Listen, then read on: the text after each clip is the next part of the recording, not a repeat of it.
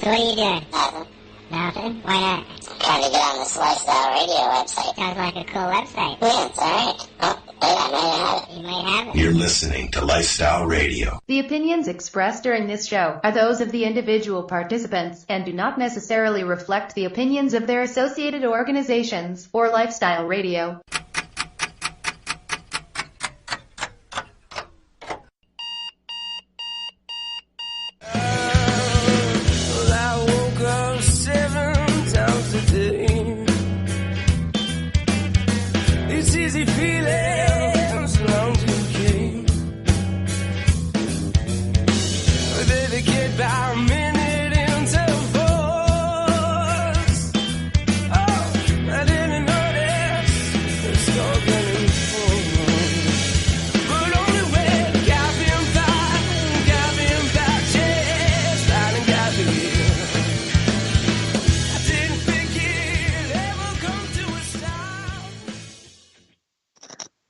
Good morning, everybody, and welcome to Cannabis and Coffee with me, Tamarijuana. It's a gorgeous day in the East Kootenays this morning. We got sun shining, birds singing, and I think spring is here. I hate to say it too loud, but, we're going to be watching for a bit of flooding because the mountains are going to let go of all that snow pretty quickly, but it's supposed to be 20 degrees here today. Can you believe that? I'd like to shout out to my friends out in Toronto. Believe me, we're all thinking of you. What a horrific thing that happened here last week or this week. And just big hugs to everybody out there. Stay safe, everybody. This morning, I'd also like to welcome some new listeners, possibly. I got my oil field wives, some of you out there. I'd like to welcome you all to the show and hope you get to learn some things on here. And we bring experts and all kinds of advocates on. And I'd like to welcome you all this morning. And to my regular listeners, I know Bill and Susan are out there. So good morning. And Mary, good morning to everybody. So I'd like to welcome Michelle Sikora to our show this morning. She runs the S&M Bakery out on Vancouver Island. And they have battled to keep this little business going. And I can't even tell you, there's so much to talk about. Good morning, Michelle. How are you doing? Good morning, Tamarijuana. I'm doing great. I'd actually like to take a brief moment and give my condolences as well to all the people of Toronto. Our hearts are with you here in BC.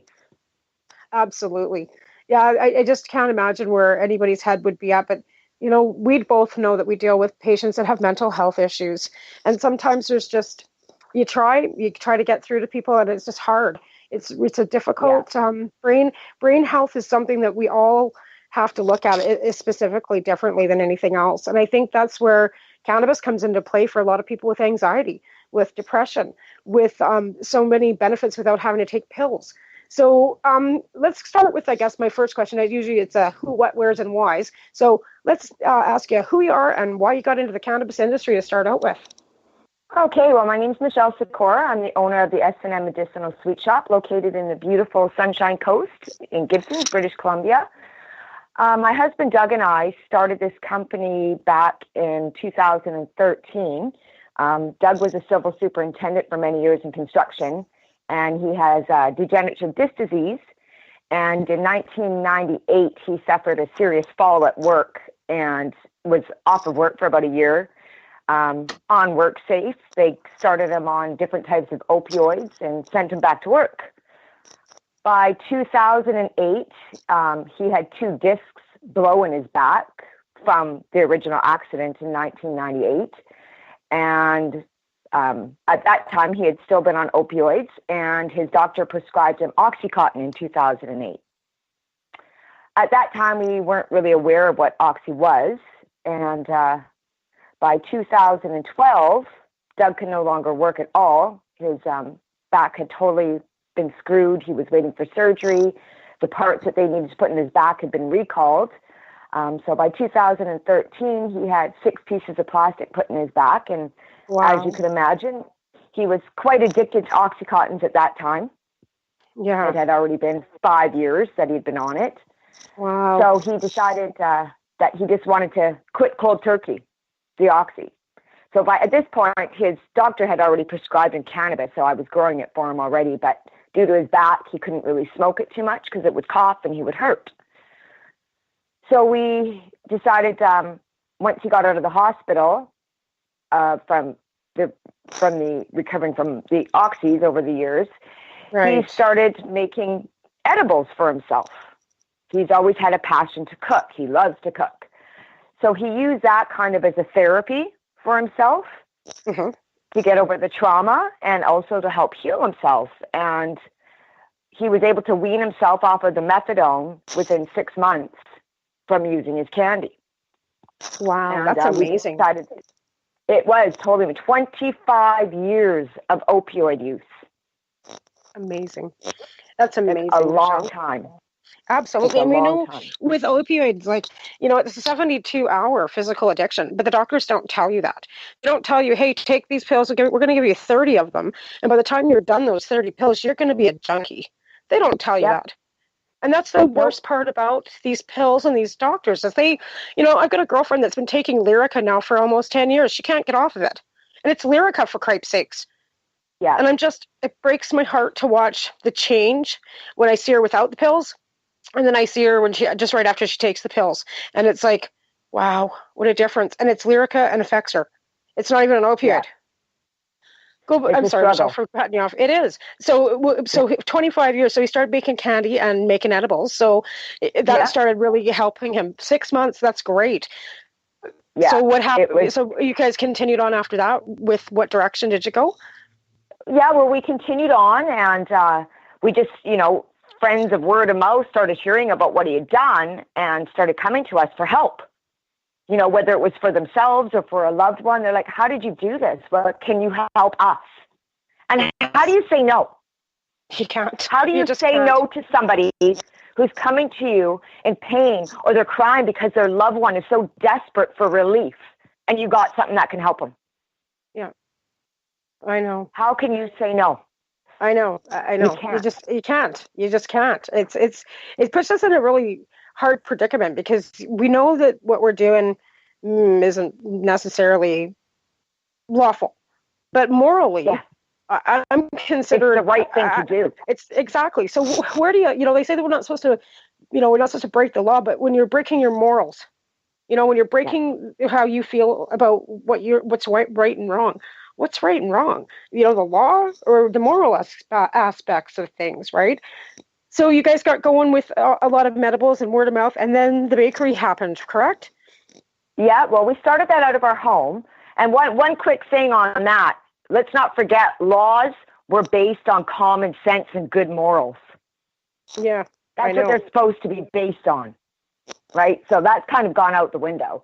But so we started the company, and Doug has always had a love for candy, so of course we started with candy. It was actually kind of funny. We were watching that TV show called Two Broke Girls, and there was an episode about where one of the girls' aunts had a facelift, and she was sucking on morphine lollipops.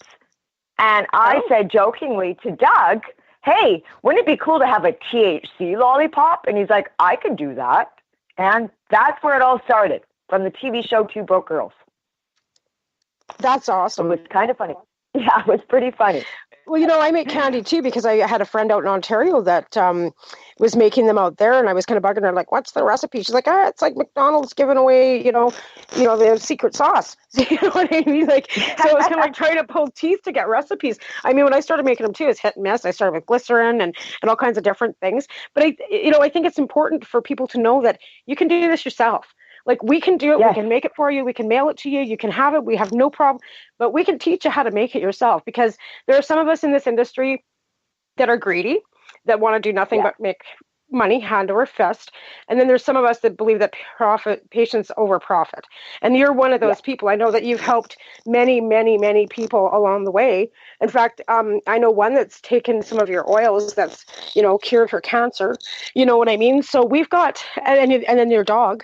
We'll talk about your dog a little later, but you've done amazing things with your dog.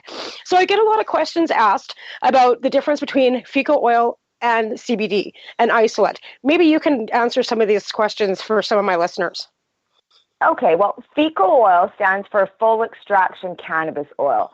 So you're not separating your THC from your CBD and your CBNs and all the other beneficial cannabinoids in your plant. So it's really strain dependent when we make fecal oil. And when it comes to CBD, we also can make a fecal oil, but it's, again, strain dependent. So I have two different types of fecal oil. We make a THC fecal oil from a high THC strain, and then I also make a fecal oil from a high CBD strain. That's the one that goes to my dog. Right. Now, and let's be clear, this is not being made from hemp, people. This is being made from the marijuana plant. And here's another thing I want people to get it clear. The hemp CBD is is the same but different. It's not as high a marker. It's I'm not saying it's not beneficial. Please don't. I'm not saying that. For people that don't want to be high, I keep asking why, but because I mean it's not the same, right? Why not be high? Like, seriously, what's wrong with you? But being high on cannabis is totally different from being high on an opioid too, which is something I have to say to some of my senior patients. You're going to fall asleep. The worst thing that's going to happen to you is you're going to get so tired that if you've taken too much, you're going to fall asleep. And that's, I think, and not to be afraid of it, because that starts the paranoia. The minute you're afraid, the minute you think you're doing something wrong, that's the minute that paranoia side effect is going to run with you. So don't be afraid and take it with an open mind. But so because like I said, we get asked a lot of questions about isolates and different, because there's so many different products out there now. Like 5 years, it's been like, boom. Well, what do you need? What do you want? What do you got? Right? Caps and edibles, shatters and rosins, and it's gone crazy. Well, I'm a firm believer in a full extraction. You don't want to separate your plant. And again, it goes back to strain. It's finding the right strain for the person. And when we're talking about a hemp-based product versus a CBD product, there's a really good site that I always direct my clients to, Project CBD. It gives a really good explanation about the differences between the two, the entourage effect, how important it is to have a full extraction. From what my understanding is, you hear them do that. I have that problem here too. Yeah. A hemp-based oil, you're only going to have about 25,000 parts per million. But when you use a CBD rich strain, you're going to get about 125,000 parts per million. So it's a big difference. And, what I always try to explain to my clients, especially my senior clients, cannabis is just like any other medicine. There's different routes of administration for different effects. There's fast-acting, short-lived. There's slow-release, long-term. You got to, I give them the same precautions as any other medication. Right. Don't drive until you know how it's going to affect you. When you're going to get out of bed, you sit up slowly. Don't stand right up. There's all different things. At first, take with food. There's so many different, and if you have the right strain, you'll have no options but to take with food.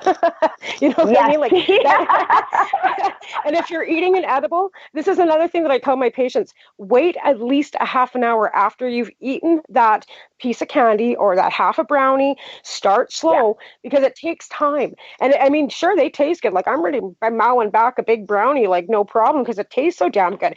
But you have to remember that there's medicine in there. And I always tell them, wait at least a half an hour before you start mowing down the other half, because it's going to take maybe sometimes up to a full hour for you to get effect. And if you're taking a CBD enriched, you're not going to feel any effect except for pain relief, if anything.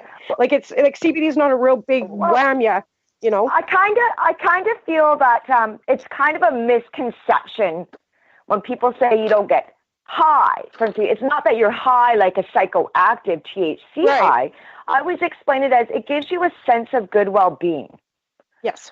And, just like with any medicine, every medicine's got an onset, a peak life, and then your offset. Typically an onset's going to take about 1 to 2 hours till you get your peak life. Your peak's going to last about 3 to 4 hours, and then your offset, which is a couple hours. Just like any other medication, part of my background is I'm a certified health and safety officer, and I went to nursing school for my LPN. I didn't finish it. I went back into the health and safety field.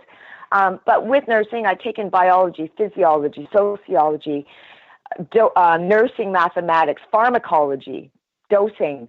So that's really helped play a huge role with what we do now. especially Absolutely. with our seniors clients. Yeah, because that's another huge question that people ask. Like, what's dosing? How much should I start with? What's the limit that I should be maxed out at? So dosing is, and it's, again, that's one of the biggest obstacles with our pharmacies, yes, and as well as our doctors, is the fact that there's no dosing regimen.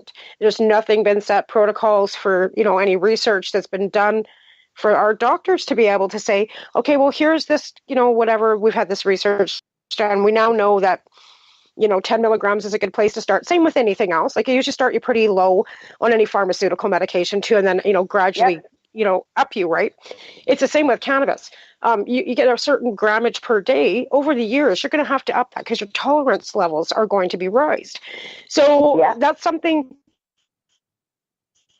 which is, of course, we all know that that's something a lot of patients ask. So what's your best recommendation? Is it about 10 milligrams to start, or are you starting them a little lower than that? Depending on the person and if they've already have used cannabis in their lifetime, if they're on any other types of is I generally look at, and I always, I'll start somebody, the typical thing when you're looking at fecal oil, everybody goes to that life-size grain. And I have found that typically is way too much for a person to start with. I'll start them with just the tip of a ballpoint pen. That's what I tell mine too. I say take a toothpick and stick the toothpick in the end of the fecal and just stick it under your tongue, or mix it into a cup of tea, and then slowly start gradually adding to that. But because sometimes it is like I started someone on a grain and they phone me and go, I'm stoned. What do I do? You know what I mean? And you're like.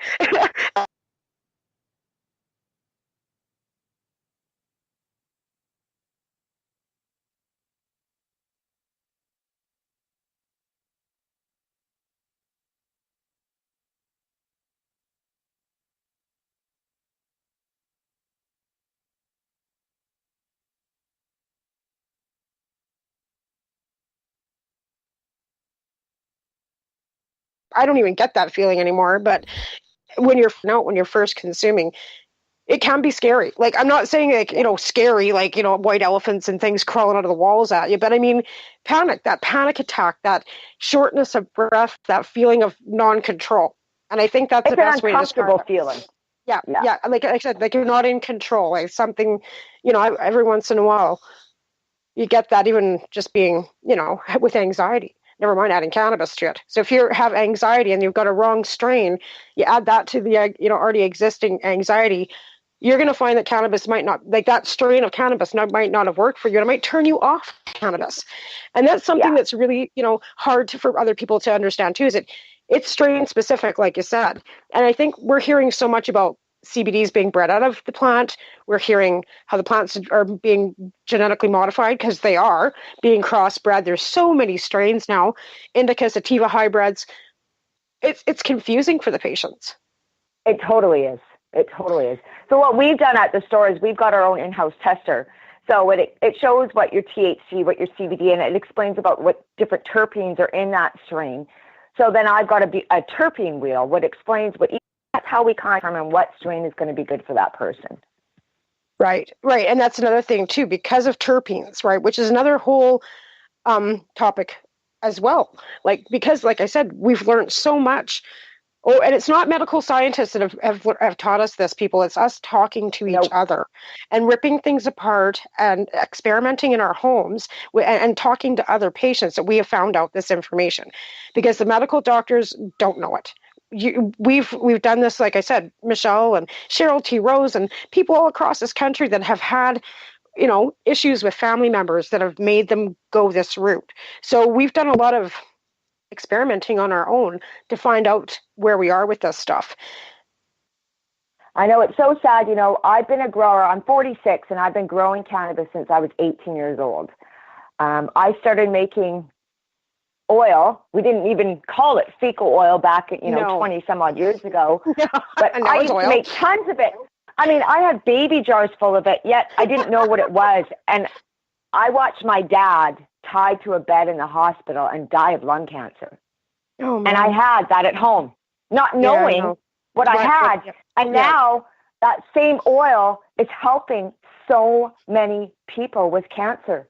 Yeah. I mean, we just got the Absolutely. most amazing news 2 days ago. We have a client who was sent home in February 2016 with terminal brain cancer. He had 4 large masses on the lining of his brain.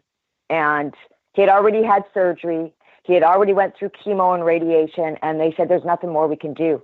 Well, on April 19th of this year, I got the phone call from his wife that on his final scan, all the masses are gone. Yesterday, he stood up for the first time in 2 years. That's amazing. That is amazing. And it just, yeah, I'm quite honest. I'm still in shock over that one. It's just, I've seen this man. I've seen, what his wife has gone through. I've seen the hospital bed in their dining room.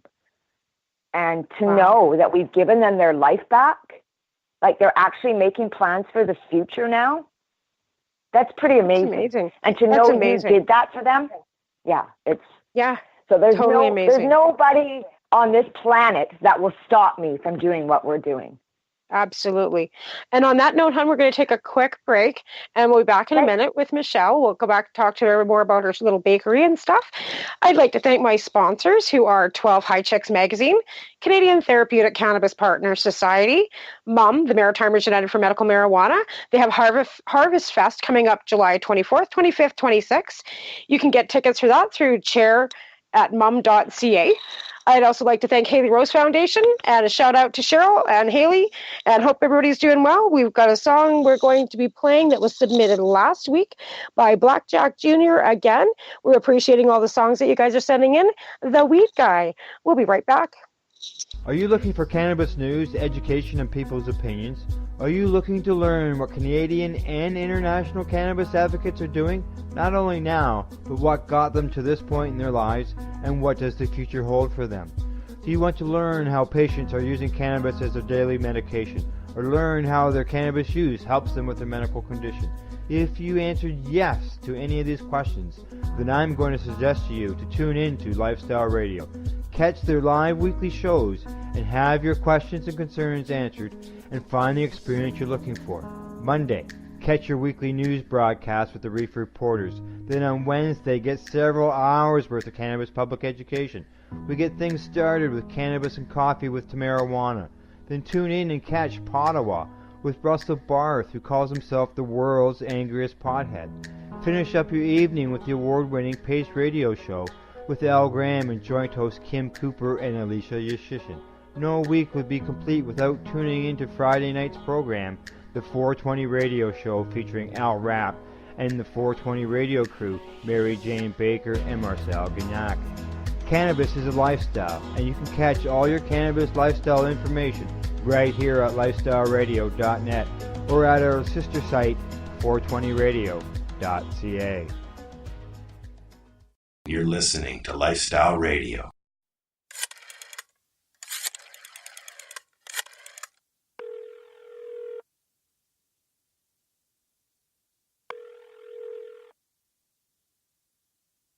My night is coming to a standstill.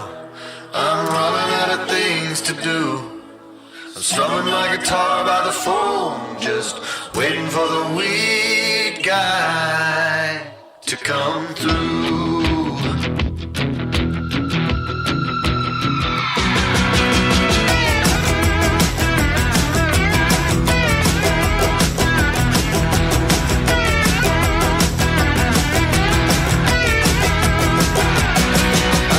Listen to my fill of old 45s. Done had my last swig of my bottle of rye.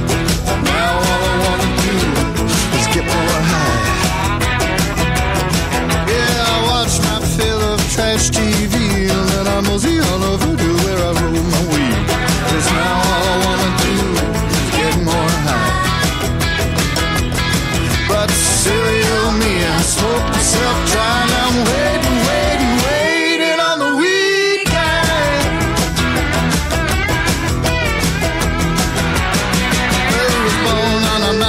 Marijuana, babe.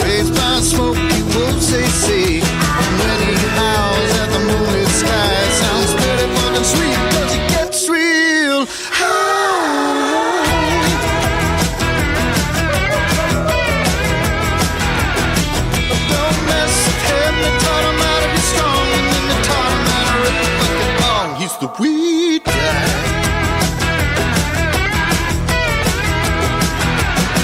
But I was stoned when I made all my memories, and I was stoned when I kissed him goodbye. But when I recall the best of them all, I wanna get more high. Oh, I wanna get to my phone's on. I wanna put the fucking beauty up for every song. I love it, but I can't lie. I wanna get more high. I wanna get more high.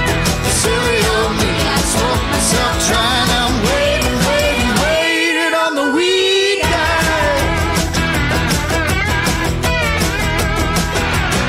I was born on a mountaintop of marijuana bed. Breathe fire, smoke, words and sea. When it howls at the moonlit sky, it sounds better for the sweet, 'cause it gets real high.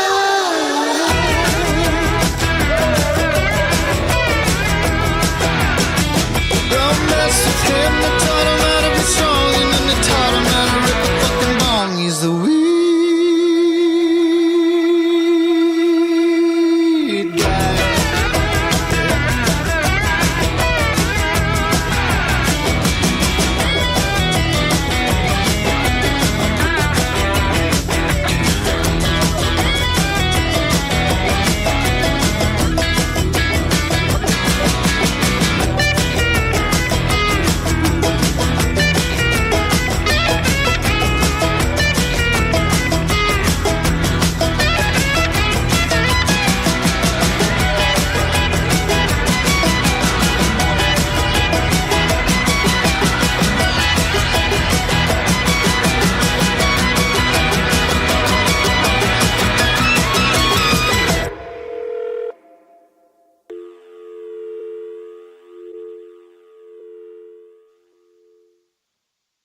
And we are back with Michelle. We were talking a little bit about lots of things before the break, but we were talking a lot about CBDs, and I actually had a question come up over the break about, does anyone use CBD to treat chronic migraines? Any advice? So what would you suggest if you're dealing with somebody with chronic migraines, Michelle? Well, I, for one, suffer from chronic migraines. So, and more so mine are more hormonal. So we usually get them a couple times a month. What I have found is high THC strains can actually increase my migraine. I prefer a topical treatment to treat my migraines, although I've got several clients that they find smoking it does relieve it. But for myself, I use our CBD salve, and I rub it at the base of my neck and all across my forehead and just where I feel tension. And literally within 5 minutes, it's just relieves that pressure. That's amazing. And I know that I'm finding that a lot of people are saying that the topicals are really beneficial, that they are helping them. I had a balm here a while ago too. That I have chronic neck pain, and I would rub that on my neck and it would actually take it away. I'm unfortunately, I got it as a gift. I don't know where it even came from. I don't know who made it. And so I can't even try and track down where to get more. Oh, you know what I mean? We make a damn good salve. I don't doubt that. I hear nothing but great things about your business and your bakery. So let's talk a little bit about what you've been through to keep that going, because you guys had a real run for your money trying to get a business license and trying to keep yourselves charged and arrested, right? Kind of deal. Yep. So, what happened was in early 2015, we had several meetings with the district of Sechelt, where we live, regarding opening up a dispensary. And the first meeting we had with the mayor was actually January 13th, 2015. I remember the date exactly. And he said that he wanted us to be the one and only dispensary in Sechelt. We're community people. I've been here almost 30 years. And I had actually said to the mayor, we're not even interested in having dried cannabis in our store because we're an edibles company. He goes, well, you're kind of going to have to because some people like to smoke it. And which really surprised me coming from the mayor. And we were in the process of working on getting a business license with the district of Sechelt. And then we had one of the chain dispensaries move into town. And that kind of put the kibosh on everything because they threatened to sue the district if they got shut down. And so the district asked us to kind of just hold off on opening up. And we agreed to that because we are community people. We know what this community wants. Right. So in struggling, again, we had several meetings with them. Another chain dispensary came into town and opened up. During all that time, we had some issues in our neighborhood with somebody that recently moved into our neighborhood who was a fired cop from Alberta with a serious violent criminal record who tried to ruin us. Yeah. He stalked us, watched us constantly, made false reports to the police. We got raided November 28, 2015. I believe we were the second or third dispensary to get raided after Trudeau was voted in. And again, we had only got arrested and charged with selling edibles. Unlike the other dispensaries that have been raided in the last 3 years, a lot edibles and dry cannabis. So during our court proceedings, which I've been representing us since the start of all of this, that's been my big position on our defense is we were selling edibles. And according to the Supreme Court of Canada, as a medical patient, you have the right to use whatever form you want. So we're currently, the court case ended March 8th. The judge has reserved his decision till May 9th, so we won't find out till then. We've filed a Jordan application that our submissions are in for that. It sounds pretty good for that. The judge has pretty much confirmed that, yes, our charter rights have been violated according to the Jordan ruling. So we're 99% positive we're winning in on that. But if the judge finds in our favor that we're not guilty on the actual charges, that's precedent setting for a lot of the other dispensaries that are up on charges right now. Right. And that's something that, I think most people don't realize that there's so many precedent-setting cases being thrown out as the provinces are rolling out saying, you can only have so many dispensaries. We're only going to allow it to go through liquor board control. And then there's court cases. And let's be clear, we've only gotten what we've gotten out of the government for anything having to do with cannabis for medicinal purposes from the courts. The government hasn't said, oh, you poor people, we understand this. They don't. Health Canada still doesn't even recognize marijuana as a medicine, for Christ's sakes. They're begrudgingly rolling out a program and begrudgingly have done this every step of the way. It's appalling. And even sitting with these people in Vancouver, they're nice people. They're doing their jobs. They're bureaucrats, right? And the same bureaucrats that were working for Harper are now working for Trudeau. Same people. Yeah. Now, they haven't changed their jobs. But you see, some of them are more laid back about it. But when you see the panel of women that were sitting there, there's a couple of them. I mean, I'm sure they've vetted and talked to people about what their personal position is on cannabis before they put them in the job, or I'd hope so. Because you'd hate to have a prohibitionist sitting behind that desk. And I'm afraid that that's part of our problem, is we still have prohibitionists sitting behind the desks that are making these policies. Yep, 100%. And the Supreme Court of Canada. Yeah. The Supreme Court of Canada is the top law. They're the top dog. And if they've already ruled, the courts need to listen and follow those rulings. Yes. If it wasn't for guys like Kurt Tussaud and John Conroy and Robert Laurie, I wouldn't be able to do what I've done. If Absolutely. It wasn't for them already going to court for the last 2 decades and standing up for patients' rights, that's where we all need to band together and stand up for this injustice together. Yeah. And that's the thing, like the Smith ruling, all the way to the Supreme Court, gave us the right. And it did. It's a right now because it's gone through legislation as a Supreme Court ruling that we can have cannabis in any form, which means extraction, edible, flower. They left out though, and that was one thing we were just kind of like. So you can't still have flower, but you can. So it kind of screwy too because you can't have the flower that you need to make the edible, but yet you can have the edible. You know what I mean? Like I know this doesn't make sense. Right. And you have to wonder, these are lawyers making these rulings, and then they still you can't have the product that you need to make that product, but you can have that product. It's fucked, quite frankly. You know what I mean? Like a little counterproductive, don't you think? It's crazy. Yeah, absolutely right.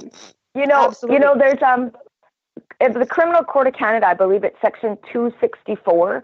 It's actually illegal to impede on someone trying to save their own life or trying to attempt to save somebody else's life. And isn't that what we're doing? Yeah, absolutely. And I know a lot of people have kind of brought that forward in the past too. John Trammell tried running with that in the Ontario courts too. It didn't get very far. Everything's been kind of like set aside. Like they're kind of in every court case that I've been hearing, they're holding it off till such and such because they're all waiting for this legislation to roll down. Yet they're being clear that they're not going to stop charging people, and they're being clear that your charges aren't going to be dropped once legalization comes into effect. So why keep busting people to keep filling up the courts when the courts are already full? We already know that with the Jordan rulings, right? Because what did I hear yesterday? There's a bunch more dispensaries busted out east yesterday too. Was there not? I heard something about that through social media. Yes. Yeah. So I mean, like, and they're not making it very clear, like on general media. Like mainstream media isn't picking up on a lot of the stuff. A lot of it we're hearing via word of mouth through our community that these places are getting taken out. And what do? We can't stop them enforcing the law. But none of us are going to stop breaking the law. You know what I mean? Like, right. It's a hypocrisy on all levels. But, that being said, so we'll get back to you talking a little bit about pets and CBD, because you've had some success with that as well. So let's talk a little bit about your dog and what you've done with your dog. Okay, well, I've been rescuing Rottweilers for 25 years now. And our Kayla May, she's 8 years old. We rescued her from a puppy mill. She was going to be the next breeding dog. We've had her since she was a puppy. She's actually my husband's Doug's registered therapy dog. Doug has PTSD and depression, and she's really helped benefit him. She's actually in court with us every time we go. But in September of last year, she wasn't doing well. She had some blood leaking out of her vajayjay. So we took her in, and it's called pyelomeria, which is a serious infection in her uterus, which had to be removed. During the exam, the doctor found 2 tumors on her mammary glands. And what they normally do with that is, because in a female dog, all of their mammary glands are connected up both sides. So they were going to want to cut her open from hind to chest, pretty much, and remove all of her mammary gland chains. And this is right after she had recovered from major surgery, and we were like, no, that's not happening. So we decided to start treating her ourselves. I make her dog food now. She doesn't get any dog food. She gets all cancer-fighting food, and we take our CBD coconut oil, and I mix 1 cup of that in there, and it's each meal that she gets the equivalent of 5 of our CBD lollipops. And then 4 times a day, she gets 4 doses of THC oil. Now, that isn't something that I would recommend for somebody to treat their pets with, THC, unless you really know what you're doing. Yeah. Because that's the thing. It can be intoxicating to dogs. Totally. I've got Chihuahuas, and you base her dosing too on her weight and her size, right? Like, you're not going to give a Chihuahua 4 CBD lollipops, right? I've got Chihuahuas, God, no. Right? And I mean, I've also changed their food because I believe in our diets, and this is something for cancer patients to realize too. And I'm sure you tell your cancer patients you need to have a pH balanced diet. Your alkaline levels are very important when you're battling cancer. And let's be clear, I've got no medical training at all, like none. I tell my patients that I'm a hairdresser by trade. I'm not a medically trained person. I'm going off the 10 years of education that I've self-educated through talking and reading, and you know what I mean. You understand. So you know what I'm saying. So my Chihuahua, like, we're talking about giving dogs THC, for example, got a hold of a roach. Well, that poor dog looks like it's on acid. So I don't recommend you feeding THC to your dogs, because people, say, oh, I give them a bud, they gnaw it down and nothing happens. That's great. That's your dog. But every dog, like every person, everybody's an individual. And sometimes you're going to get really ripped off one strain, another person's not going to get anything off of it. And that's, like I said, strain specific, right?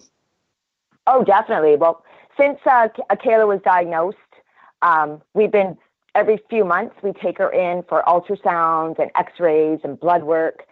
We just had her in 3 weeks ago, and in her ultrasound, one of the tumors is pretty much gone. The other one hasn't started shrinking yet, but it also hasn't grown. Which is great. So all of her lymph nodes have gone back to normal. All of her glands have gone back to normal. Her blood count is perfect. Akela had chronic eye infections before where her eyes would always be pussy in the morning. And that's all gone. She has no more chronic eye infections, no more chronic ear infections. She's acting like a 4-year-old puppy again. It's been absolutely amazing. And you know what I love to see is I belong to a lot of social media dog groups, like Rottweilers and Friends, for instance, and constantly seeing about people with Rotties with cancer because it's predominant in that breed. But how many people are actually using CBD oil? It's amazing. All across the United States, Holland, Germany, everybody's talking about CBD for pets. So when we were talking earlier about patients over profits, I like to share Akela's success stories every time we go in and get her checked. And I've had a lot of people want me to send them product to help their dog. But unfortunately, unless they're in Canada, I can't do that. So I have no issue whatsoever explaining to people how to make what we do. Yeah, exactly. Because education is the key to everything. And being the fact that we have the ability to share our knowledge, it's incredible. Like I tell people, like, technically I can't really sell you this stuff, but I can sure teach you how to make it yourself. And I think that everybody should grow themselves. I think everybody should be able to sustain themselves. I understand that not everybody can. I understand people live in apartments, and I understand that, some of their physical disability, with their illnesses, they can't, and they need to have you and I to help them. And that's, the reason why there are people out there that continue to keep doing what we do, but also encourage people to help themselves. And I think that's pretty important. And that's the patient over profit aspect, where it's like, hey, if you got the product, I can help you with that, rather than, hey, I'll take your product, make it for you, and charge you, another arm and a leg for it, which we know happens, right? So, and we have to have patience for our patients as well. Right. Patience Absolutely. For our patients, taking the time, the love, and the care to make that medicine. Absolutely. Absolutely. Absolutely. Not just. Go ahead. I was going to say, not just rushing something out the door, just to turn a profit fast. Yeah, absolutely. And I think that's, the difference. But like I said, there's all kinds of companies that have popped up across this country in the last 5 years. Some are very reputable. Some take the time, like you say, to do the testing, to make sure they're growing properly, organic, whatever, or where they're getting their product has been tested, using food safe handling issues. And I think that's a big thing. Like we hear last year, a couple years ago at 420, there was people that had gotten sick off edibles. And I was kind of saying to myself, it won't be because the edible was the pod. It wasn't the cannabis in that edible that made them sick. It was the fact that they weren't chilled. And that's why I have a hard time, like, especially in the summertime, like I don't do a lot of baking and shipping because you got eggs and you got milk. And if that stuff's not kept frozen, you're risking somebody's life with E. coli or botulism. So that's why another reason why I tell people, I'll teach you how to make your own. You know what I mean? Yeah. Because you're putting people's lives in danger if you're not having that safe food handling. And I think that's one of the reasons why the government's looking at edibles being another year off legalization. Because I know that was something that was brought up during the roundtables in Vancouver. It wasn't the cannabis they were worried about being toxic. It was the fact of how it was going to be handled to be processed with the FDA. And how they were going to go about, like, either licensing smaller bakeries. But I unfortunately see it coming out of McCain's Foods on the bigger, you know what I mean? Yeah. Unfortunately, because they're incorporating everything. And I keep telling people, why do you keep signing up with a licensed producer that's corporate? Like, please, like, try and grow your own, or try and support your local dealer. Like, I hate to say, I'm not even hating to say that. Like, seriously. Like, I give kudos to all these people that have millions of dollars that have done this. Terrific. Good for you. But you're screwing everybody else. No. They don't know anything. These are the same people that persecuted us for years. Right. I served time for this plant. And, me too. And half those people were in freaking power when I sat in prison. Yeah, right. And that just infuriates me. I'm sure you can tell by the tone in my voice. I'm the girl. Remember, I'm the girl that got busted for mailing 4 grams of cannabis in the mail. remember? Yeah. Like, I've got trafficking. They couldn't charge me with possession because I had a license, but they still charged me with trafficking. That's been detrimental. Like, because before it was just possession of marijuana, not a big deal, right? Now you got trafficking on your record for 4 fucking grams.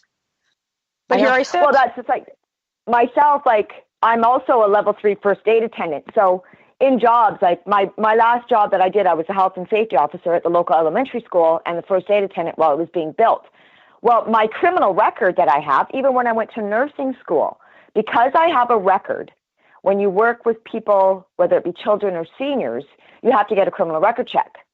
So because I have a record and they don't say what your record is for, I have to write a letter to the Attorney General of Canada explaining what my record is, why I have that record, where I've gone in my life, and what I'm attempting to do. And then they have to give me permission to go and do that job. Yeah. All for a plant that's going to be legal? Are you fucking kidding me? Yeah, I know. And that's the worst part about it. And here's another question a lot of people have been asking me too. What are they going to do with jobs, standards for, say, like drug testing? Yeah. After legalization, because there's so many industries that are at zero tolerance, trucking, oil field, mining. Like, what are they going to do? Like, I know the union out here with Tech Mines took them to court and found that it was a civil rights violation to be or random drug testing whenever they wanted to. Because out here at Tech, they were, the drug turk was out there like twice a week, just randomly picking guys off the line. You test, and they were doing it weekly. I mean, I don't know where the hell the money was coming from to do all this testing, but they were testing them randomly, like just for absolutely no freaking reason. No incidents, no nothing. We're just going to violate your rights. So the union took them to court. The Supreme Court ruling came down that they can't do that. They can do a pre-employment drug test. Unless there's an incident, they can no longer random drug test these guys. Yeah. So I mean, that's a step forward. Yes. Well, here's the thing. Like when Doug was on pharmaceuticals and all the opioids, his doctor, he had questioned that many times because in the construction industry, it's a high-risk business. He was an operator running heavy equipment with crew members underneath him. And the doctor said, oh, no, you're stabilized on Oxycontin. It's okay for you to run heavy equipment. Yeah. So our question was to the doctor, okay, so somebody who's an alcoholic who drinks every night and wakes up in the morning with the shakes, is it okay for them to drink a 6-pack of beer because that stabilized them? Well, that shut them right up. Right. They don't want to answer that question. And under WorkSafe BC's regulations, it's section 4.20, ironically, that you as an employee are obligated to inform your employer of any types of medication that you were taking. Well, Doug did back then. He informed his employer that he was on Oxycontin and Oxycodone.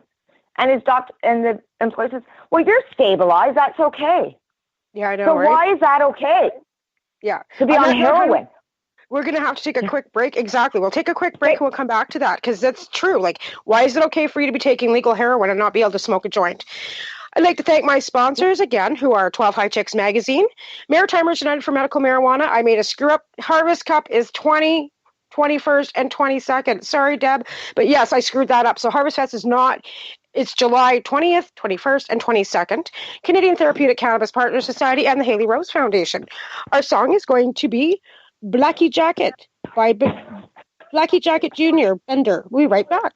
Hey, this is Cheech. This is Chong. And you're listening to Lifestyle Radio. What is it? Lifestyle Radio. Say it one more time. 420 Radio? Ooh.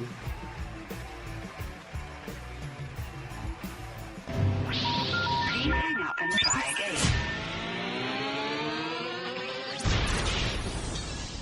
You're listening to Lifestyle Radio. Well,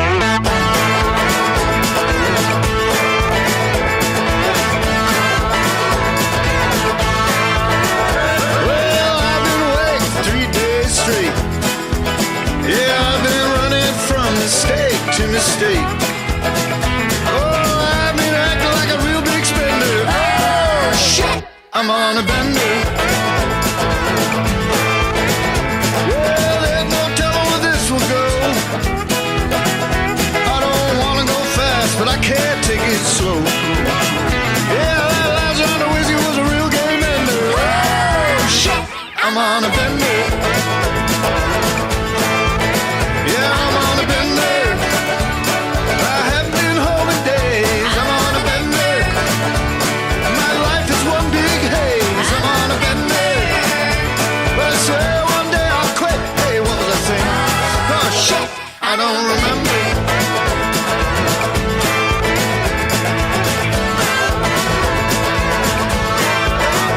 Well, I met my girl in mid-December.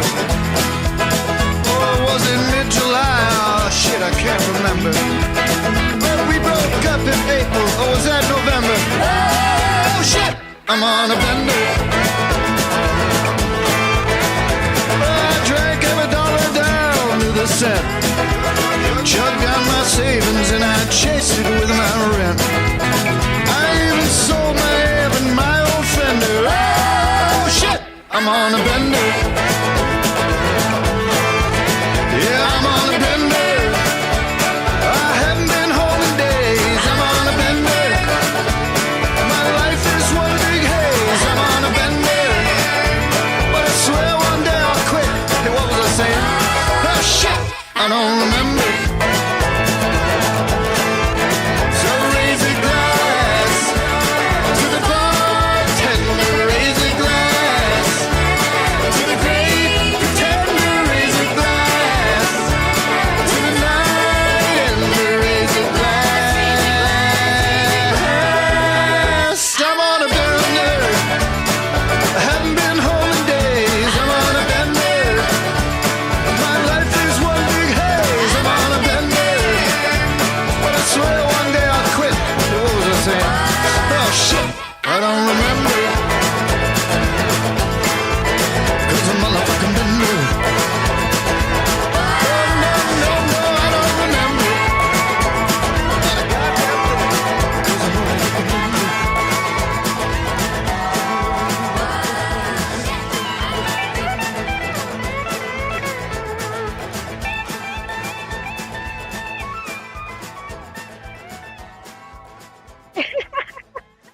All right. We're back with Michelle after the break. We were talking a little bit about, stuff you don't want to know about. But anyway, we're talking about cats and dogs and all kinds of stuff that Michelle's taking care of. So we're going to give you a shout out, Michelle. How do the patients get a hold of you in Gibson if they want to check out your product? Well, my email address is smtreats@hotmail.com. And our website hasn't been updated recently, but you can get a good idea of the products we have. It's www.smmedicinaltreats.com. Currently, we're up to 195 items on our edibles menu. In that, there's 46 different flavors of lollipops. We've got tinctures and salves and fecal oil. A big hit that we do is in our yard. This is one thing that I wanted to mention. When we were working out of our house, people really loved that because they could come here and they could see the plants being grown. They could go into our yard. We make medicinal tea bags. I grow 17 different types of mint and rose hips and echinacea and lavender, and people could see where their medicine was coming from. We've got 51 different types of fruit that we grow in our yard that goes into our baked goods. People love to see that. It gave them a sense of comfort versus having to order from an LP where they don't get to talk to anybody. They don't get to see the product. They don't know what they're getting. Absolutely. So that was a huge thing.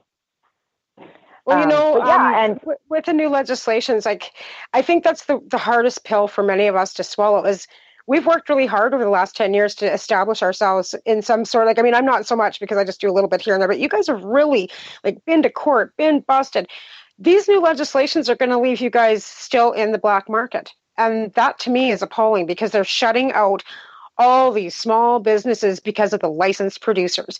And let's be clear, I understand that people have to use them, but you're screwing us. Every time you order from a licensed producer, you're screwing us. And I'm not one to mince my words. I've been a grower. I grow. You guys grow. It's like I said, it's from soil to out the door in edibles. We have grown and grown and grown. And we've said over the years to overgrow this government. And people have listened. There are 500,000 medically licensed patients in Canada now, comparably to 10,000 when I got my license. So people are listening. But this is leaving a lot of us in the black market still. And you know what? Yeah, I got a lot of fight left in me. Care. And we don't fucking care. No, it ain't over. And we're not criminals. Let's be clear about that. You say, they say black market. You think of, biker clubs and gangs and stuff. You can go find them somewhere downtown in any city if you like. But there are lots of us out here that are healers, and we're still classified as fucking criminals, and that's bullshit. Yep. And because of the government, with the new legislations, they're going to make a whole bunch of us criminals still. And this is legalization in Canada. This is not legalization in Canada, people. This is not. No. Well, look at the current laws right now. There's 7 charges that you can be charged with under the criminal code as it stands right at this moment. Under the new legislation, I believe there's up to 45 different charges that you can be charged with. How is that legalization? It's not. It's not. It's not. It's absolutely not. Like, and I said this at the round tables in Vancouver again. I asked them, when are you going to recognize cannabis as a medicine to begin with? And I said straight out, this is not legalization. As long as there's crime attached to this plant, it's still not legal. It's not. And I say it show after show. I understand we had to sell this to the soccer moms that still believe that marijuana is the devil's lettuce. Get that, save the children, cut my tongue out. I'm sorry we ever gave them that soundbite. I really, really, truly am. But in reality, for the rest of us that know better, this is a shitty legislation. But for everybody else out there that hears, oh, I'm not going to get busted for a joint. Oh, I can carry 30 grams of marijuana, which is 20, an ounce, right? Many people think that's a lot, but it's not. And they can grow 4 plants. But then there's Quebec. Quebec's not going to allow any home growing. Bylaws, municipalities can tell you whether you can or can't smoke in your apartment, or whether you can grow in your yard, or whether you can't. That's not legalization either, people. Not even fucking close. All this is doing is, all it's done is create more cases for the court system. That's all this is doing. Yeah. Yeah, which is a money machine. And it's a money machine. Let's be clear. Anything that goes through the courts costs taxpayers money. And everybody's bitching about their taxes going up. They're bitching about pipelines. They're bitching about gas prices. To be clear, gas prices are $1.31.9 in Cranbrook right now, which is ridiculous. I've never seen the gas prices this high out here. Or $1.30, $1.39.9. And, and it just keeps going up and up and up. And then they're going to tax cannabis. So, so they can give the money to law enforcement. Are you on fucking drugs? Why would you tax us to fucking give the money to people for people to police us? That's what really, really pisses me off, is there's no distinction between medical and recreational, because it's a big fucking bridge. It's not just a thin line in between the two. It's a very broad line. There's a major difference here, people, and they're not talking about it. Everybody just thinks, it's going to be... They're rolling us in. They're taking, and here's the thing. When the Allard ruling came out, Judge Phelan said there would be a change in 5 years. The program would run for 5 more years. Hence, there was something being said about legalization back then, and we know it. They were talking about it back then. It was, right around the time that the Liberals were talking about legalization before the election. So Phelan came out with that 5-year, deficit kind of D-Day marked on the calendar already. Now that the Cannabis Act has come out, within the 5 years, we'll be rolled into the Cannabis Act, and I don't believe we'll have a medical program at all. That's my thoughts. No, it's not going to. So, they've taken the ATM and put it into it. Yeah, they have. So either the patients are going to have to go back to court and fight again, and we've already been to court. How many court cases are patients now? 10 patients, court cases that have gone through the courts to get this back to where patients, because let's be clear, 4 plants for personal use is okay if you're not using it for anything medicinal. 4 plants for a medicinal patient is a joke, especially if you're juicing, extracting, having to do any baking. If you're smoking it and just dry flower, 4 plants is okay, but really it's not. But I mean, it would be okay. People could get by on that. But in reality, if you're extracting, that's not going to cut it either. So are we going to lose all our plant counts? That's the questions that I get from my patients too. Like, what's the point of me getting my license that in, 4 years, and they have to renew them every year still. That hasn't changed, but they have changed. Here's something I want to point out to people. I can't find the link for it anywheres, but I know for a fact that as of March 15 of 2018, you can now once your papers are into Health Canada, you can put your plants in. You're then covered under a Section 56 because of the wait times and delays that they've had prior to. They have now been forced to make it so that you can start growing the minute your paperwork is into Health Canada. And they apply for the Section 56 for you. And I know this is a fact. Like I said, I can't find the link on it anywhere. I've asked a couple of my friends to try and find something so I can post it. But that because of the long delay, because some of us waited 9 months or longer to get our ACMPRs when the new program started rolling into effect, right? Some people are still waiting for the licensing. And a lot of people got busted in the interim because their paperwork was in Health Canada and the cops showed up and they had nothing.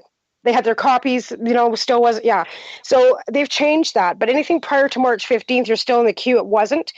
But if you're after March 15th, if you're in the queue with Health Canada, you're covered. Just so you know that. I've got to find the link, though, so that I can.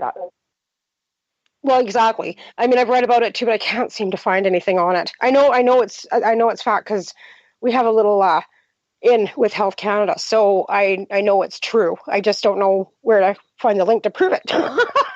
I seen something about that on Facebook the other day. It might be on Kurt's site. Maybe I'll look on the lawyer sites, as well. So again, I guess we're going to be wrapping it up here in the next few minutes. So I'd like to talk a little bit more about all the festivals and stuff that are coming up. Global Marijuana March is coming up May 5th. Those are done across the world. It's actually been changed to Worldwide Marijuana March. May 5th, we'll be having one here in Cranbrook at City Hall. There'll be one in Vancouver as well. You guys have one out there on the island too, Michelle? Not on the Sunshine Coast. No, we don't have one. Everybody from here typically goes into Vancouver because it's only a half an hour ferry ride. Right. And the bigger cities all have them: Calgary, Edmonton, Lethbridge, all across Saskatchewan, Saskatoon, Toronto. So those are coming up to Global Marijuana Marches. Into June, we'll have festivals across all over the place. Kootenays are full of like little flea markets and festivals. And July Harvest Fest is July 20, 21st, and 22nd out in Truro, Nova Scotia. That's a good festival to get yourselves out to if you can get yourselves there, or if you're in the Nova Scotia area. Our Kootenay Cannabis Cup is August 24th, 25th, and 26th of August here in the Kootenays. And then Karma Cup, I believe, is in September. And there's probably others that I'm not really... They pop up, like the pop-up markets in Toronto. Like sometimes there's not a lot of advertising about them because what we're doing still is on the side of things. I don't know how else to put it. Like we've tried really hard to, keep everything legal. Like get your paperwork, make sure your garden's all legal, make sure you're doing everything right. And there's still always a loophole to make it so that what you're not doing is right. Morally, we feel it is right. Legally, not so much. And that's, where a lot of us are at with that. And a lot of us just are past the point of caring. Been charged, but charged again, probably, hopefully not. But it would happen, and it's unfortunate. Anybody you'd like to shout out to, Michelle? I'd just like to give a shout out to all of our wonderful clients and all my huge cannabis family. I love you guys tremendously. I wouldn't have been able to get through the last 2.5 years without having the support of everybody that's been behind us, dealing with all this court case issues and our neighbor issues. And you guys have given me the strength to carry on. My patients that I see, that when I get those calls that my masses are gone, that's what gives me the strength to carry on. So I just want to thank all of those people who have been out there supporting us, as well as yourself and Al and Kim and everybody in the scene. Yeah, well, like I said, it's a pretty tight-knit community. We try and keep everybody involved. Like that's how we've grown to be so strong in numbers. Like I said, it's been a tough road because, with this medicinal divide, entitlement by a lot of people that feel that they have, more rights than others. It's cannabis. We all have rights to be healthy. And it doesn't matter whether you got a doctor's note or you don't have a doctor's note, whether you're purchasing. And I hate to say it, like, I'm not trying to come down on the people that purchase from LPs. Be clear. I understand you have to do what you have to do. All right. Like, it's not like I'm going, yeah, fuck you. I understand. It's not that I'm, happy about it. I like to see you go somewhere else. Sometimes there's no options. So let's be clear. I mean, you got to do what you got to do to stay healthy. And I think that everybody has that right to be healthy. And cannabis should be the first choice. I sure hope if people are going to be using cannabis to stay healthy, they really, really investigate which LP that they're going to go to, because how many of them have been caught, using banned pesticides and fertilizers that turn into carcinogenics. And this is where the government is saying that you're supposed to go get your cannabis from and either smoke it and turn it into edibles and continue poisoning yourself. Yeah. We've got a couple patients that are actually they're suing Origami.